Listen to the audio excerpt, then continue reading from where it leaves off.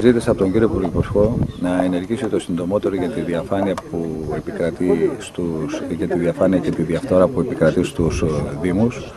Και μάλιστα του έδωσα ένα φάκελο, ο οποίος ο φάκελος περιέχει τα δύο πορίσματα, ένα το πόρισμα του κ. Χριστοδουλάκη και ένα του Ελεκτικού Συνεδρίου της Ρόδου, που βρήκαν μεγάλη διαφθορά στο Δήμο του Καστελορίζου, και ο Πρωθυπουργός πρόθυμα το πήρε το φάκελο, το έδωσε στο γραμματέα του και από εκεί θα περιμένουμε να αποφαθεί τι ακριβώς θα πράξει και αν πράγματι θα κρατήσει το λόγο του, λέγοντας όσο ψηλά και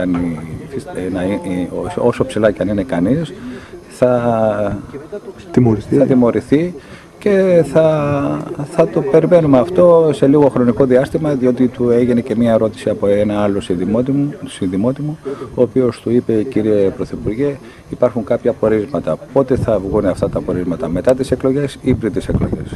Αυτό. Και το άλλο που το ρώτησα τον κύριο Πρωθυπουργό ήταν το εξής, ότι